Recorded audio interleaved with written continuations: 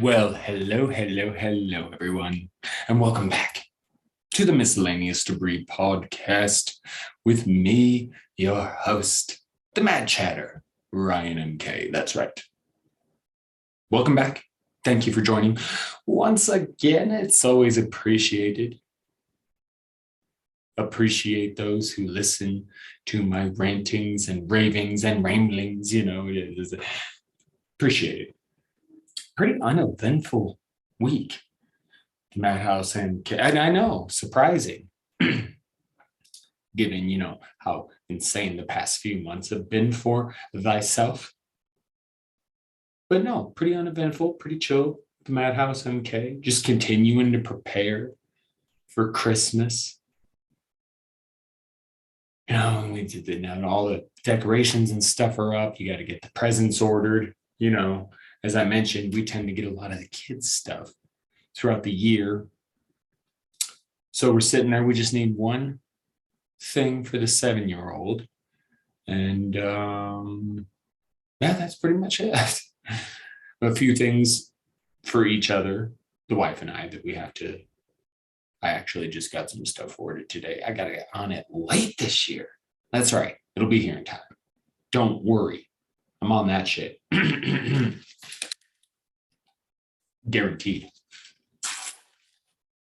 Guaranteed that. Sorry, that was my splash, my flavored water. I don't know what the hell. Drink it weird. Anyway, okay. We're already getting derailed. But hey, Christmas, it's the normal shit. Got to take care of the gifts, all of that stuff. Meanwhile, the boys are finally really getting into Star Wars. When the 7-year-old, when Draven was younger, he loved The Force Awakens, loved Kylo Ren, BB-8, but I couldn't get him into anything else Star Wars. Nothing. It was just always kind of there. Like he dug Force Awakens, but it was kind of like, and Star Wars. But now, really getting into it. Tells me a few days ago, he wants the Star Wars AT-AT Walker. Yes, that's right. But not the Lego kind. That's already a couple $100. No, he wants like the regular original toy. You can't just go and get those. You have to find them. And they are on places like Amazon and eBay for hundreds of dollars. So we shit out of luck in that department. But we got an idea to satisfy his Star Wars cravings. But he's really getting into it. They're like their dad. They love the villains, the kids. They like the Vader and the Kylo Ren and the Boba Fett and the General Grievous and the Darth Maul. Bad guys are cool.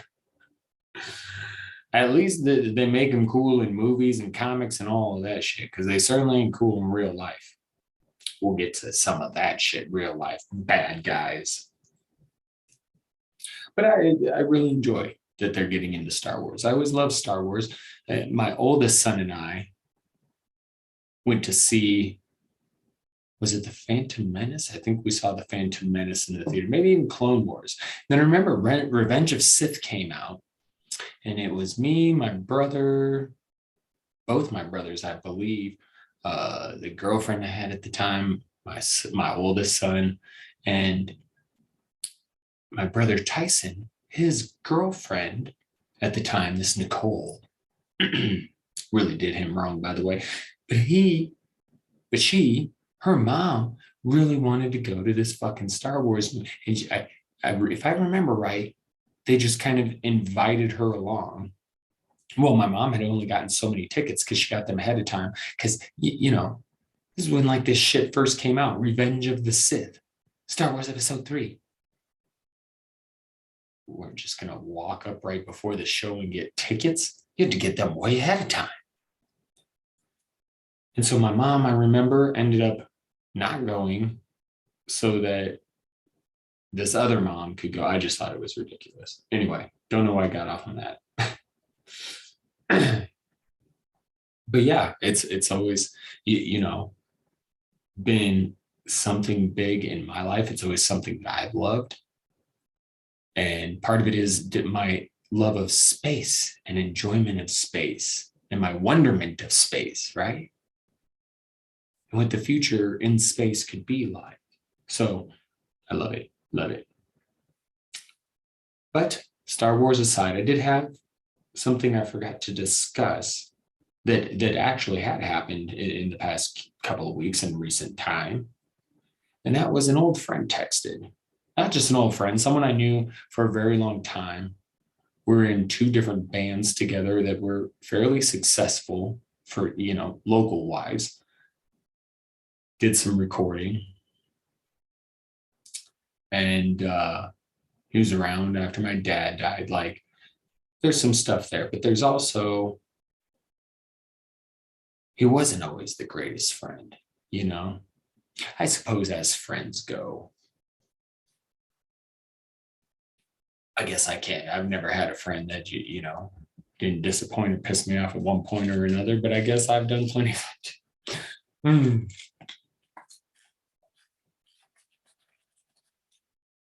My flavored water is slushy. You can hear it. But 'tis the way of the world, I guess. But I don't know. I just, this particular friend, he, like I said, we're in bands together. We were in bands together. And I just remember, I'd always very much considered him a friend, despite some of the things that I really had not liked that he had either done or just general things about him, his personality, etc. And it changed a little bit when I sobered up. And the more I grew and matured, because you got to understand, the drinking came in at a very early age, was a teen parent. My dad died shortly after I became a teen parent. So I never really got the opportunity to really grow up, to find myself.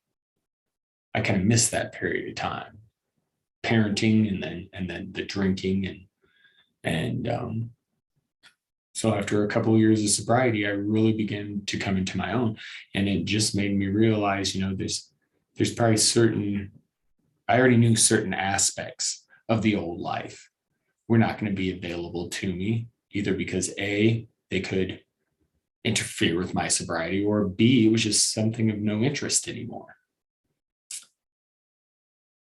And I realized it was that way with people too. Like, the few times I talked to the dude on the phone, claims to be very religious, very Christian. And I remember early in sobriety talking to him on the phone. And do you think God would consider it suicide if you had killed yourself in a driving accident? Like, he provided that question in an early conversation. Okay. So, yeah, this is the kind of individual I'm discussing. And it was at that moment I really questioned if this dude and the new me could ever get along.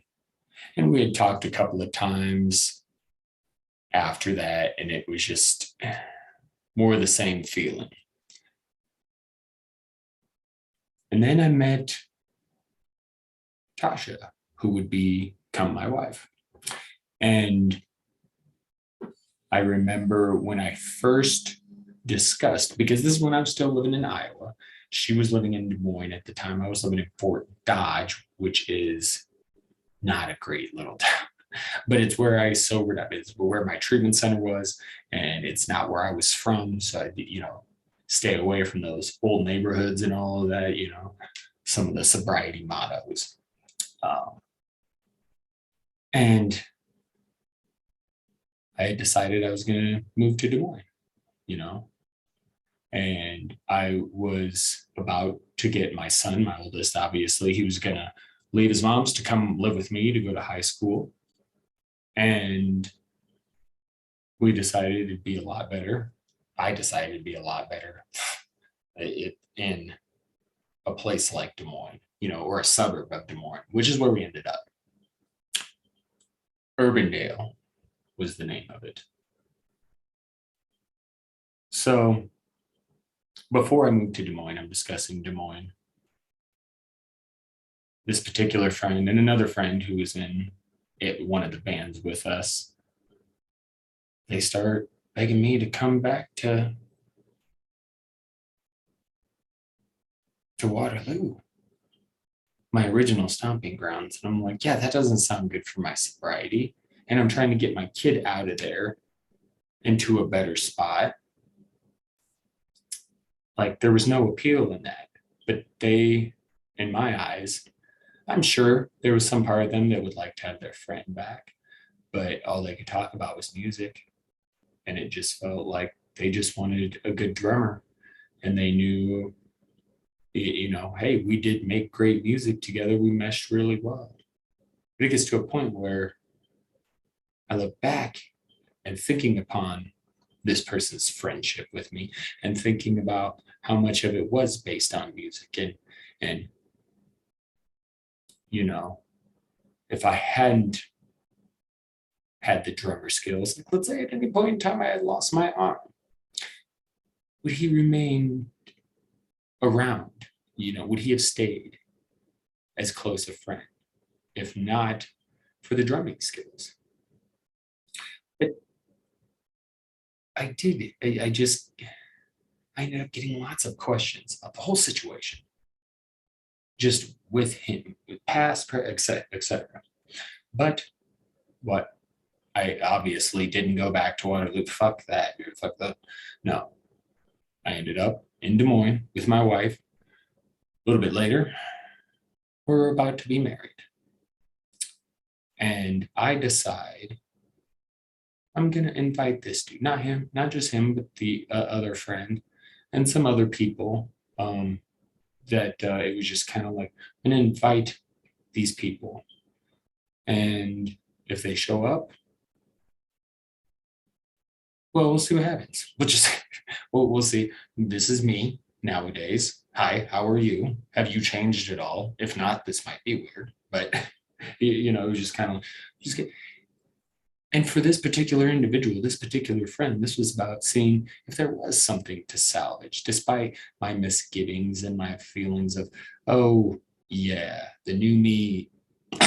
Excuse me.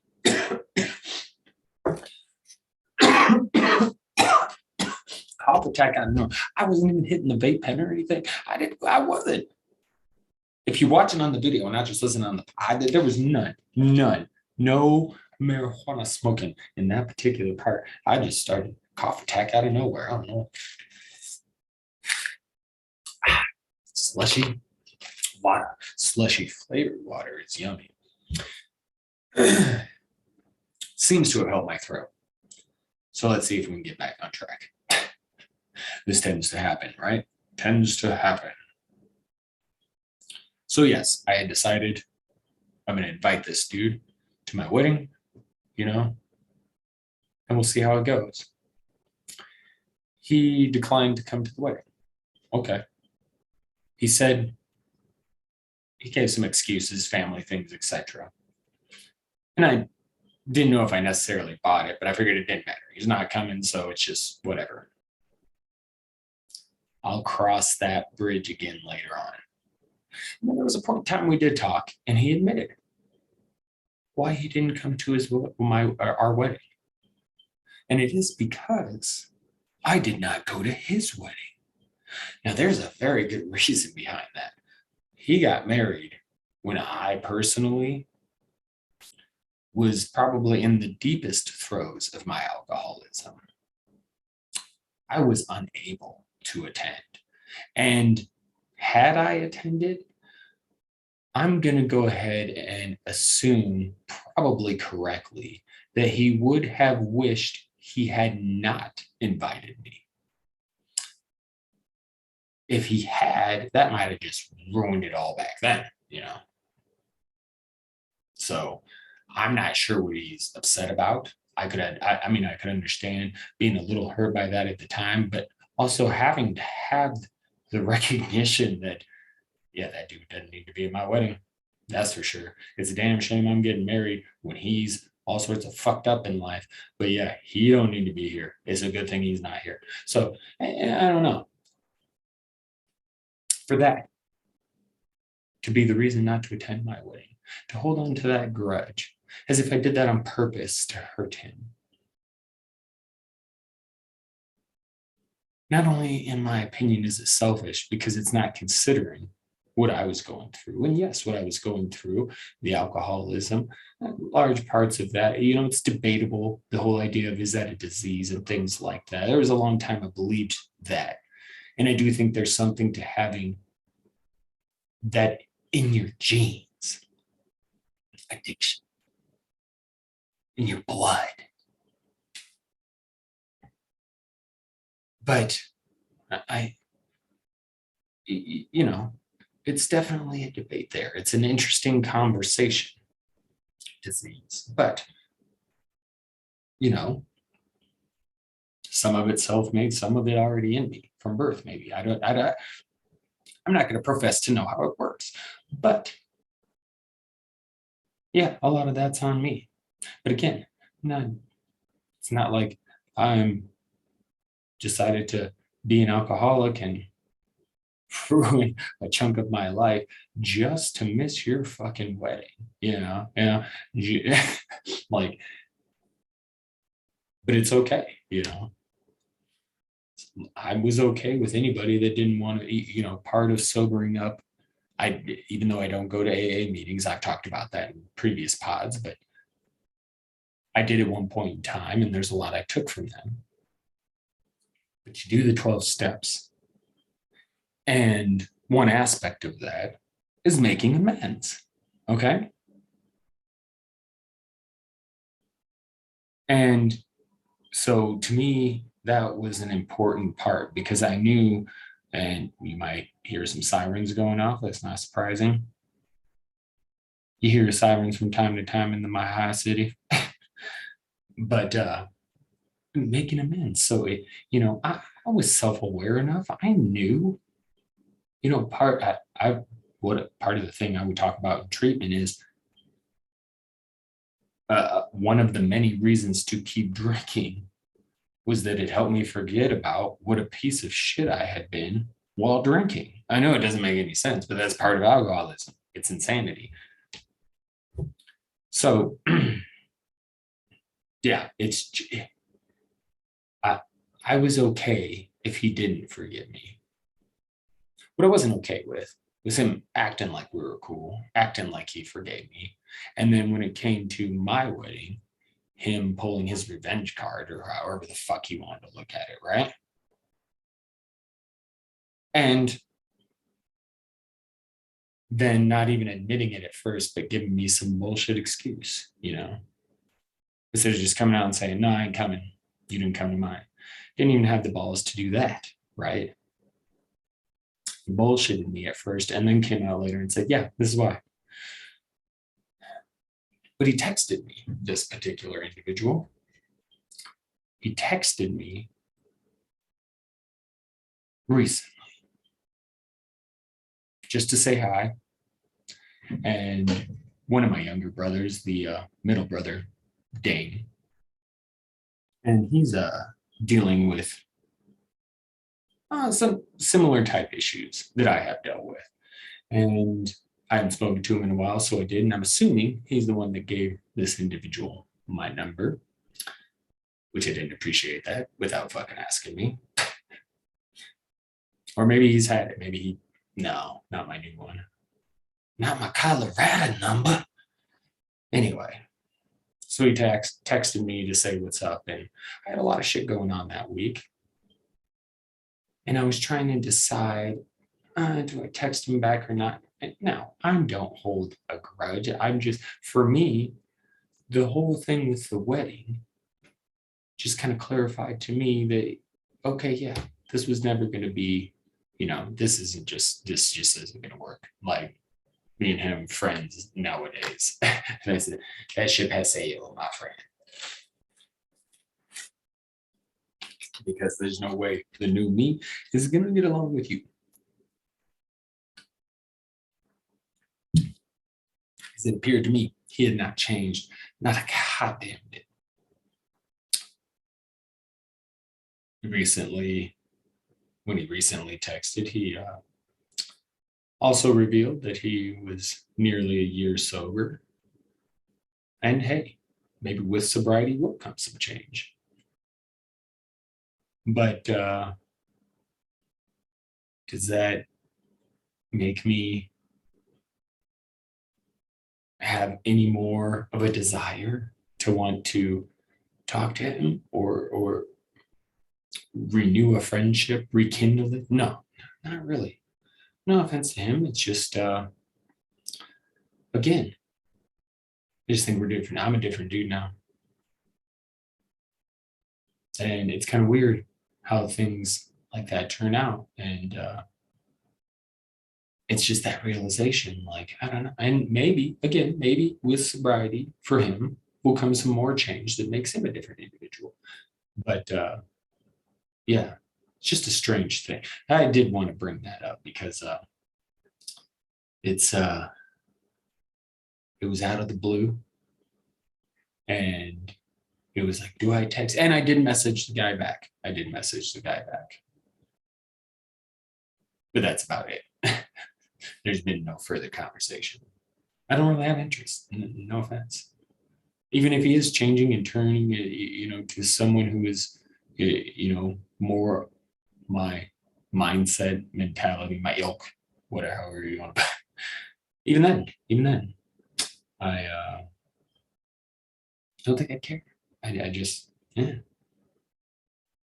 So I had forgot to discuss that because I had wanted to, because it was kind of a big thing to for me to hear from him after so long, especially considering the last time we talked. But we move on to more things I forgot because there's a couple of things that happened after I had made my notes, my show sheet for the show last week, but not before I recorded. And I meant to put the shit in the show sheet so that I could get it on the fucking pod. And I forgot. So I did not. And so we'll talk about it a little bit here. Bob Dole passed. I mean, hearing of someone dying, never fun. But I mean, it is Bob Dole. He is, and that's not, I'm not saying anything bad. As far as politicians go, and as far as I can remember, he wasn't one of the worst. But he was old as fuck, people. He was old as fuck. So yes, honor him and let's move on. Because that dude, I didn't even realize it's fucking alive still. I can't tell you the last time I even thought of Bob Dole. No disrespect or nothing. But people, just in general, get to a certain fucking age. Where they don't no, it doesn't, like, you're that old. If you hit that age, anytime after that is bonus years, right? So anytime after that you die, it's just, okay, well, it's fucking old. She was fucking old. Yeah, old. They were old. Of course they died.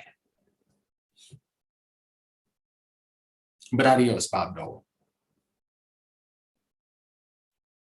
And really, one thing I really regret not discussing was the U.S. diplomatic boycott of the Olympics in China. And see, Biden came out and announced that before I recorded. But it's, Peng Shui, the whole situation with the tennis stars kind of shed some light, kind of put the spotlight on just China in general and what they're doing. And it doesn't seem like there's enough of an uproar about it. I do know that I remember reading or hearing, I think it was on the Levitard show, but that the Women's Tennis Association, that they're saying, yeah, fuck off, China, and they're getting it, and which would be a big deal because apparently they're big in China.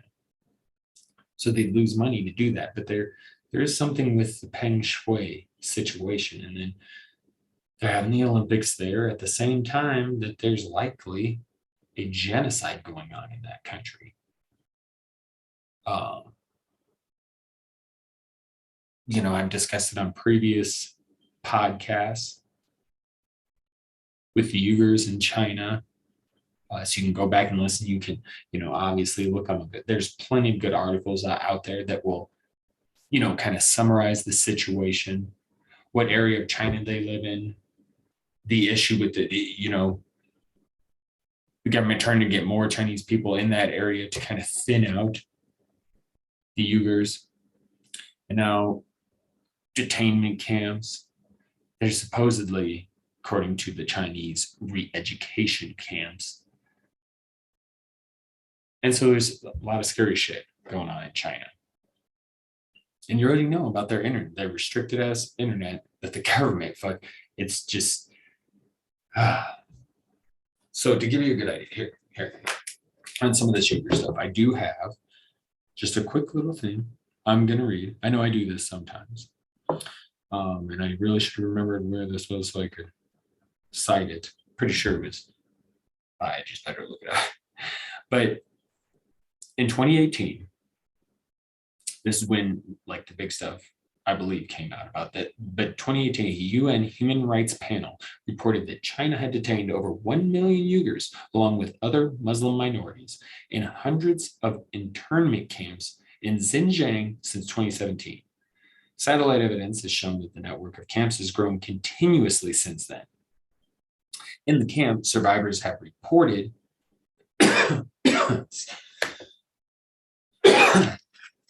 excuse me. Apparently, I'm not getting enough liquids in while I talk.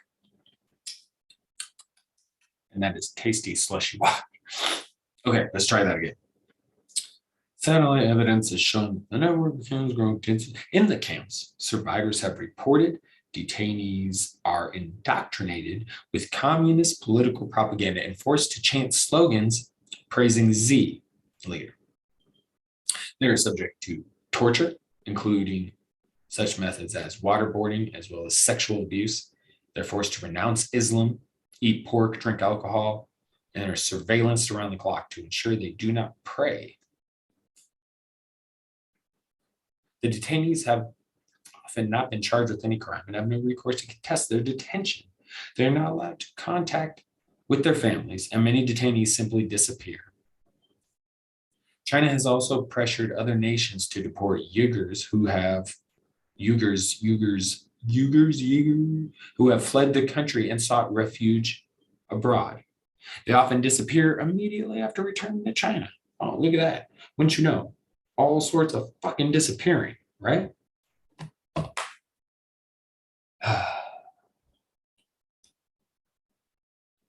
Does anybody else get concerned about this shit? Because it's not just China that's kind of scary. No. We'll get into that in just a second. But first, we take a quick break because I brained you off. We need to give my voice, your ears, a break from my voice for just a second, and then we'll get back into it. So a pause, and then we return.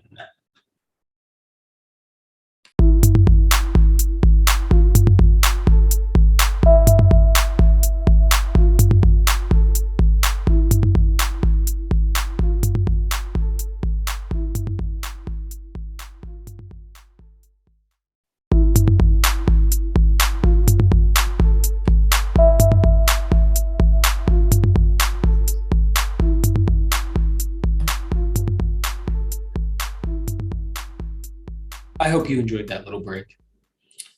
I know I did. Got to empty the bladder. That always feels good. I talked way longer in the opening than I meant to. And towards the end, I felt a little pressure. You feel that pressure. You're like, oh, okay. I'm gonna hit the bathroom here for too long. Right. And I powered down an energy drink not too long before the podcast. So I won't be surprised if I'll have to pee again towards the end of this segment. Yeah. Anyway, for the news, entertainment, sports section, it's going to be a lot of news just discussing, kind of continuing with the topic that I discussed towards the end with the, scary country, China. Another one. Scary country. run by shithead dictator. Russia. They're up to tricks, more tricks, amassing troops near Ukraine.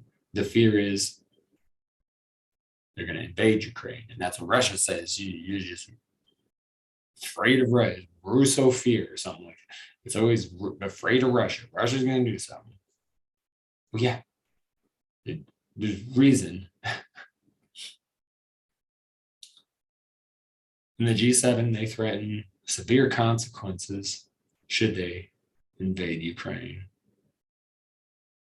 But not really. I mean, it's kind of an LOL situation because they'll impose sanctions or whatever. But is it going to do any good? Is it going to do anything at all? No. Highly unlikely.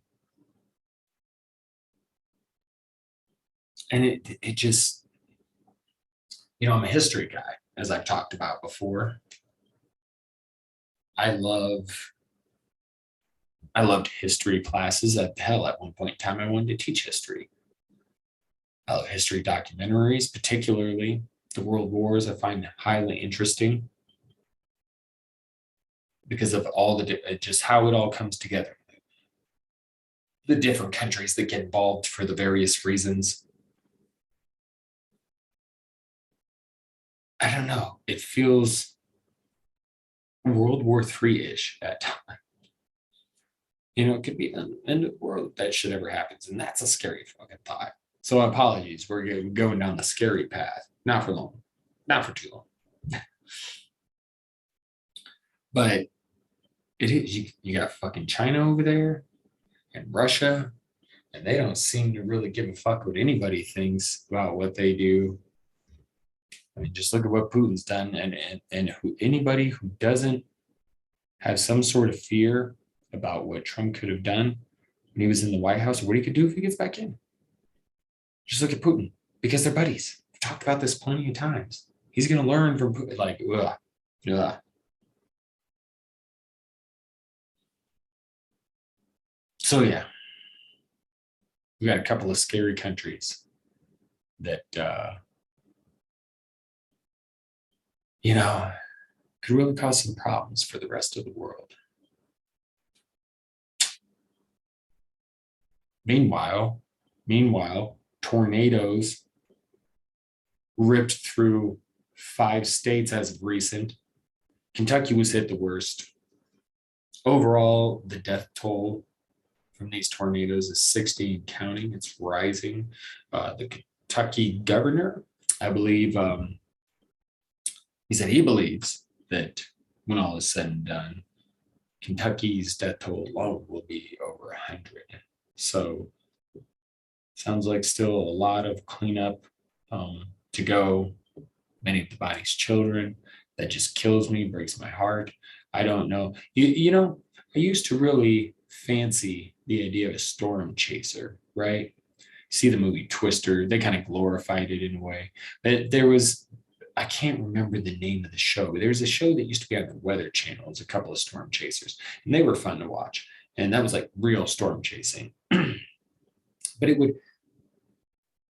I would wonder if there's even a purpose to that. With the way the climate is changing, I mean, because how can you even try and predict something like what happened with all these tornadoes in the vast area across states that they had, they wreaked their havoc?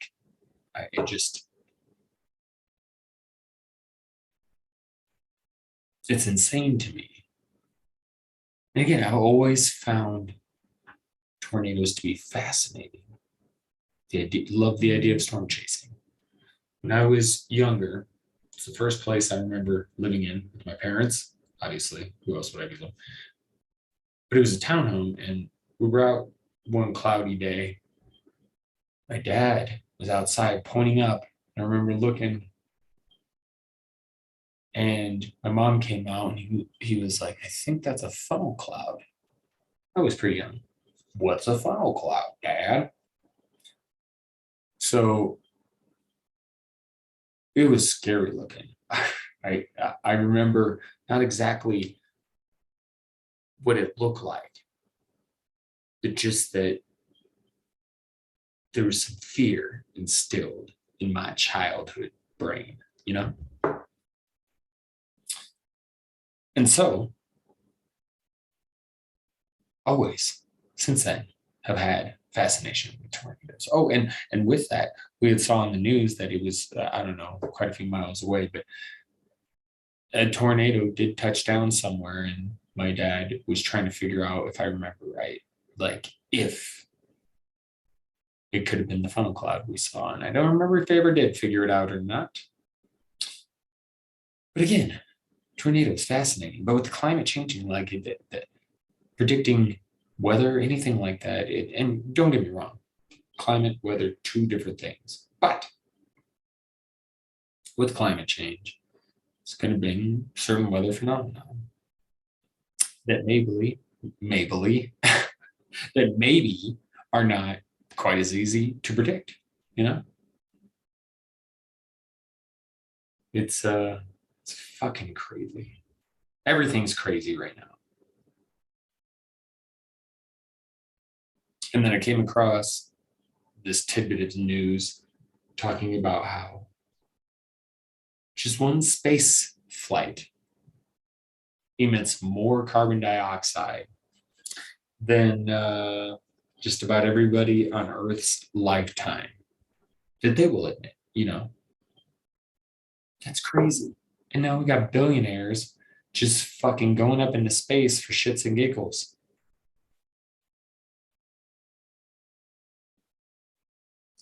I just, how can we not be the proud? I don't get how people argue this shit or don't see it.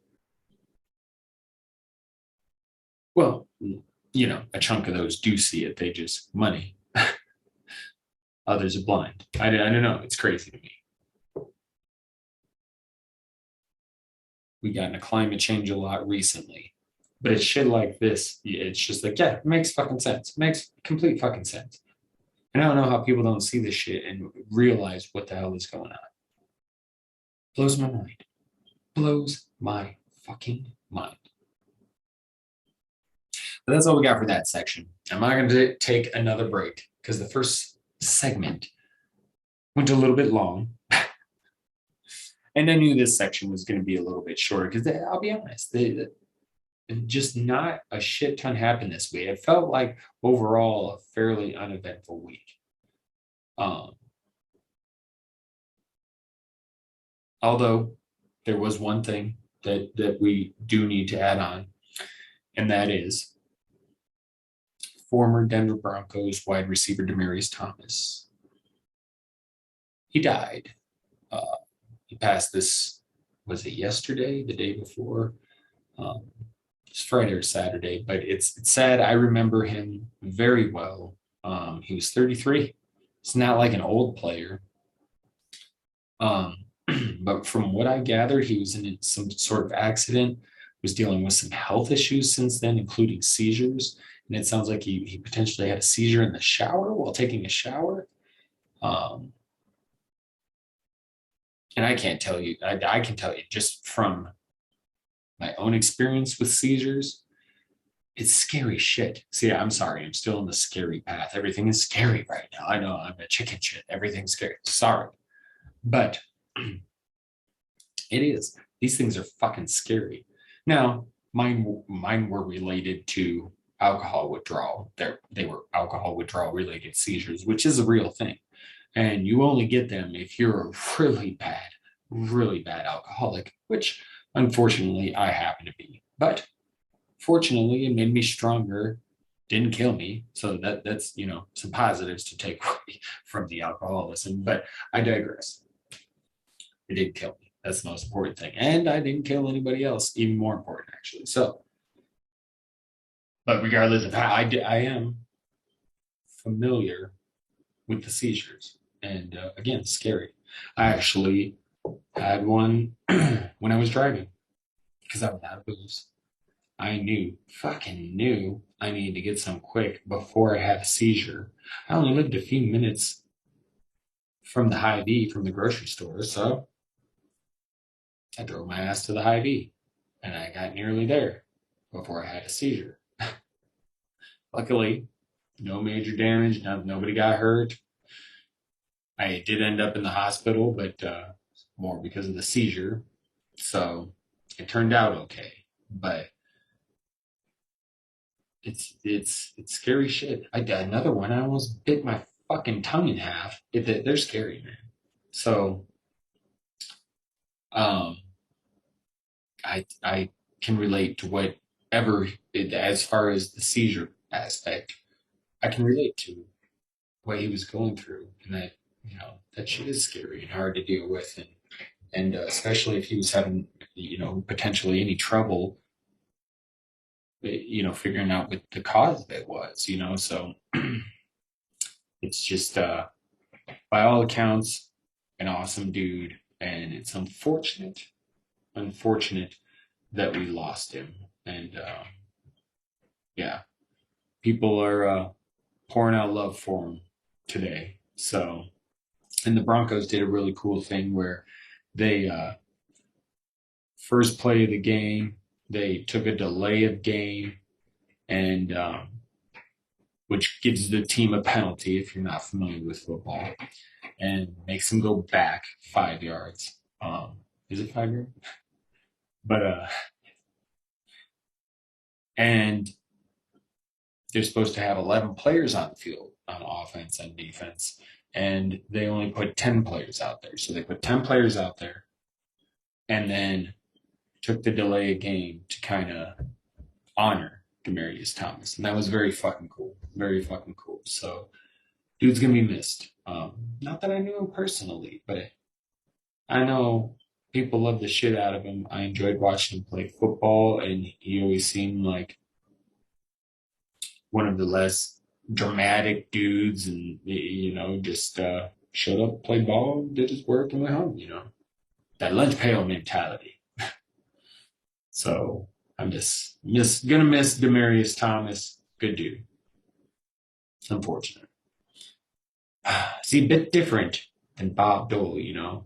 Bob Dole, okay, it sucks. He's gone, but he's also old. Like it was gonna happen.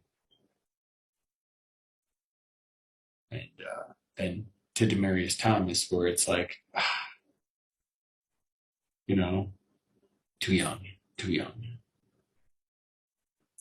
But I digress. We're gonna get off the sad train, the scary train, try and bring this pod up a little bit. I talked a little bit earlier. Well, I didn't talk about it, but I mentioned my wedding when I was discussing the friend that I had invited. And so for story time, I'm going to do my wedding because I'm going to be honest, Matt Caps. I've got some new ideas coming, some things I want to switch up, and some things I want to do to really relaunch the new season of the pod. Obviously in January, and so I'm not sure if I'll be keeping the story time segment or not. So we'll have to see. But I wanted to make sure I got this in before you know January, in case I do decide to stop the story time stuff. So as I've talked about before, I've been audiobooking Game of Thrones, and I love this shit. As a matter of fact, I just got done listening to or hearing about. I don't know how you phrase, um, but both the Red Wedding and the Purple Wedding, and very close to the fight between the Mountain and the Red Viper. So very exciting. But I love the medieval times, right? I love going to the Renaissance Festival every fucking year. It's I feel like I just like my past life. I mentioned before on previous pods, I got this little patch of hair on my front, my chest, but I also have it in my back as though something. It's like marking where I was lanced through, probably not lanced, where someone arrow. I took an arrow there, or a sword, perhaps.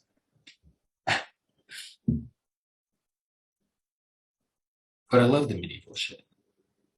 So when I first met my wife, when we first started talking, Game of Thrones was in season 2, I believe, or 3. It was just starting season 2 or 3. And I had just gotten into it. So I had just watched season 1. And, I'm telling her, you got to check out season 1. So, of course, she does. And she likes it. Obviously, not as nutso about it as the chat, but she enjoys it. And then, moreover, probably enjoyed, just being able to watch something with me. Because that's how she is. Good luck. And that's why I decided to marry her. And so eventually, again, we hit a point where we decided to get married. And discussing the wedding, we don't want it to be normal. We're not normal. We don't want to do that. And she considers herself Christian, me agnostic. But she was not in a church. We're good. So we wanted to do something different. So what do we do? What do we do? Well, she had always dreamed of having a Batman wedding. I had always dreamed of having a medieval wedding. We compromised. We had a medieval wedding, but we had a lot of Batman themed stuff there as well. And our house, because of course we had to have a house, House MK. And House MK had a bat for its animal. Eyes in the Night or something like that was the slogan. Because on Game of Thrones, all the houses have the slogan. And I made banners and everything. And we still have them. They're badass. And I went so detailed for this wedding. My wife got a special wedding dress off of Etsy. And then her bridesmaids just wore kind of plain black. And I made tops and all these different like cuffs and different parts for myself, for my outfit. And then I bought a cape and a sword and some things. But I made a lot of shit for the outfits for the men in the wedding party. And then my brother was a monk. He was the one that married us. He became an ordained minister online so that he could marry us. And the crowns. I made some crowns out of that foamy material you can get in the craft section at Walmart.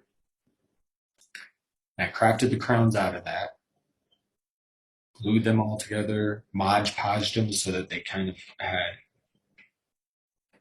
not as smooth of the texture to it, so that it was, had some nicks and bumps and stuff to it. Spray painted in gold. But they are basically like the band of a crown and then like the Batman symbol. So it's very cool. I have to put some pictures up. But we had an awesome non-alcoholic drink lab, non-alcohol drink, because obviously the wife and I don't drink. She's also in recovery as well. And yeah, I mean, our DJ, my buddy Mitch, who I was in a band with, he was cool shit. He was our DJ. He was that was one of his side gigs, and he came as a night, and it was really simple. We had the drink lab, no alcohol, burgers and chickens. We did it outside at a park. So we just had a couple of people, my brother, one of them, just grilling burgers and chicken, and just we made it very simple. Didn't spend a ton of money, and it was a blast. And there was really only one issue, and that was her dad and her stepmom. But her dad originally, um, we could tell it was going to be things were going to be difficult for him because he didn't want to. When we talked to him about paying for the wedding, because normally father of the bride, and he's got some money. Um, Normally they do that, right? But he wanted control over what we did. He told us we shouldn't do it at a park, that we shouldn't do this, we shouldn't do that. We did exactly how we wanted to fucking do it. Half of the shit he said no to. But we didn't get any support from him financially for the wedding. And basically because we were doing things he didn't think we should do. And that just kind of sums up right there. Um, even I mentioned the Dan Le Batard show, one of my favorite podcasts to listen to. They do this um, Thank God for Football show every Friday to, preview football for the weekend.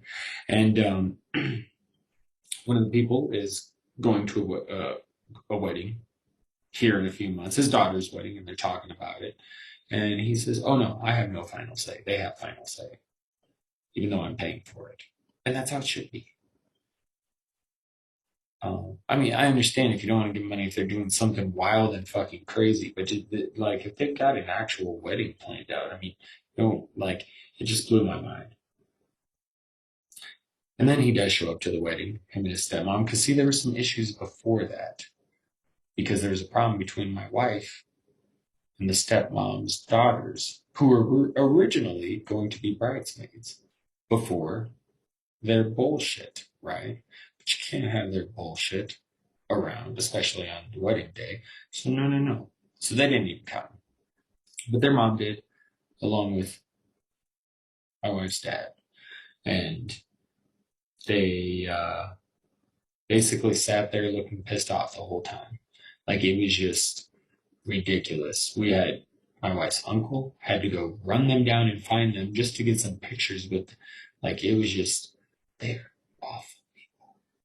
But this is kind of how her family works, you know. It's just kind of, oh, you did something I don't agree with. I'm gonna not talk to you and not treat you right and say bad things about you because you didn't do like it's just the dumbest shit. Many of them in that family are selfish, egotistical, lack self awareness, to be honest. Someone in her family has actually said to her, "You guys just moved out there to Colorado so you could smoke weed."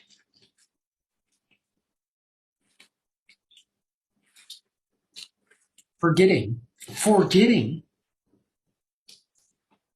that I'm from Colorado. That's a It's so fucking stupid. It's like some of the shit, man. And one hands, I don't know.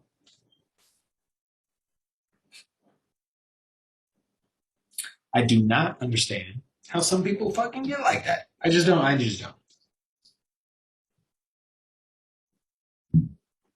So immature.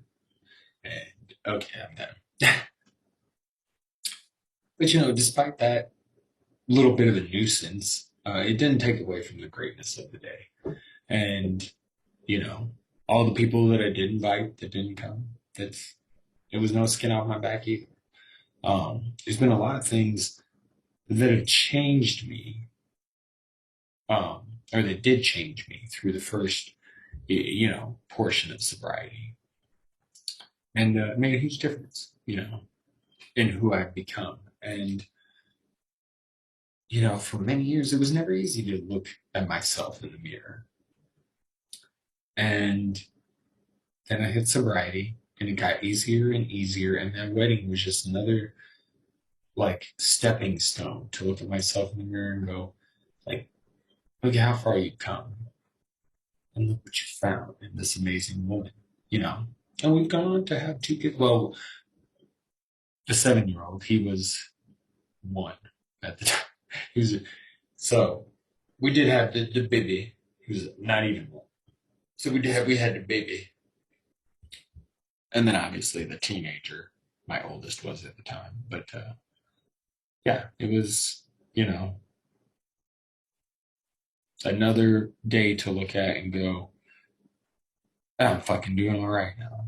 Well, let's keep it up. Let's keep it up. Keep it up. Keep rolling. So yes, my wedding day. Hope that didn't bore you too much. And to finish it off, we're going to do the Mad Six. And this is going to be pertaining to another thing I discussed earlier in the pod, Star Wars. That's right. So I'm going to do my man, 6 Star Wars movies. Okay. Okay. Right. Ooh, my favorite villains, though, I'm just going to tell you right now. I don't know if I can do them in order. Maybe I could do it in order. Hold on, give me a second. Because I have my movies written down, but I think I could do my villains too. Because, like I said, I love the villains. I love the villains. All right, let's see. Number 5. Hold on. In my head, let me think.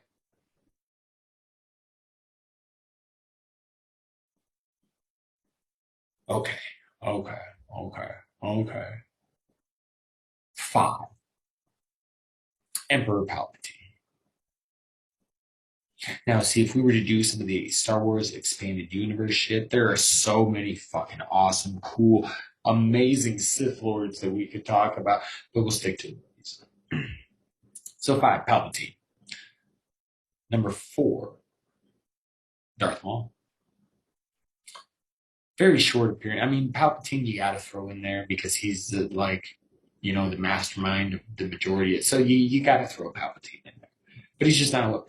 I'm not huge on, but I do appreciate all that he learned and took from his master, Darth Plagueis, and that he was able to destroy Darth Plagueis and put this ruse of the Jedi and take over everything. Now I'm starting to talk like it. But so Palpatine, he's good there, number 5. But number 4, like I said, Darth Maul. Very short time in the Star Wars universe. But the Clone Wars cartoons, he's brought back and he's around more. But Darth Maul, is it the Clone Wars? Yeah. Darth Maul, always dug him. But he's always gonna get knocked because of the fucking prequels, right? It's a shame. I don't have a problem with the prequel. There's some parts in that. Granted, the little kid that plays Anakin in Phantom Menace, I think they could have done better there. And there's some aspects of Attack of the Clones that I'm not huge on, but overall, I don't think they're that bad. And Revenge of the Sith. Oh, we'll get to that in a second because I'm talking movies. I'm going to talk movies in a second. But so you got Palpatine, you got Darth Maul, and then we're just going to go 3, 2, 1, bam, right? And then I'll talk a little bit about why. 3, 2, 1, bam. General Grievous, Kylo Ren, Darth Vader. The Darth Vader has to be. It would be crazy. Now, see, Kylo Ren. I fucking love Kylo Ren, and he's very, very close. Number 2, he's right there, like a 1A 1B situation.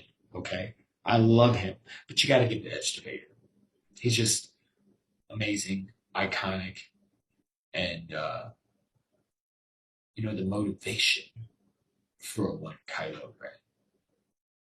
But 3, I think I love General Grievous, and I think he's highly underrated. Wielding 4 lightsabers, being in this little alien in this like robotic body, his cycle bot thing. Oh man, I fucking love General Grievous. Fucking love it. That's right. But I digress. We go back to the Mad 6 Star Wars movies, and we begin with number 6. Usually here it's kind of like like an honorable mention type thing, or maybe it's a tie. In this case, we're doing a tie. New Hope and Force Awakens, because I love both movies, but they're both also very similar to each other, right?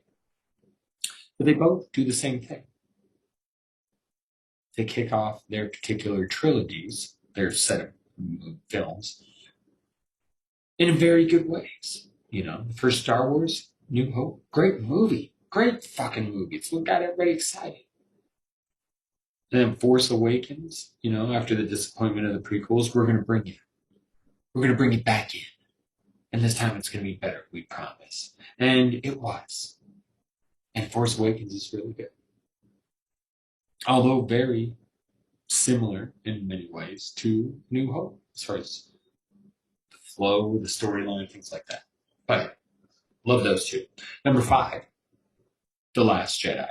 This may disappoint some people or surprise some people, but I fucking loved this. I don't understand how other people did. And then it got everything all fucked up for the final Star Wars because too many people complained about it. And then they brought back Abrams to do I think that's how it went, to do the third one. And I even like the third one, The Rise of Skywalker. A lot of people don't like that one. I even like that one. but it's very, you know, predictable and very much, again, kind of like, I don't know. It's while I enjoy it, I feel like it could have been better. Kind of like when you think of the first couple of movies of the prequels, episodes 1 and 2. But number 4, Empire Strikes Back.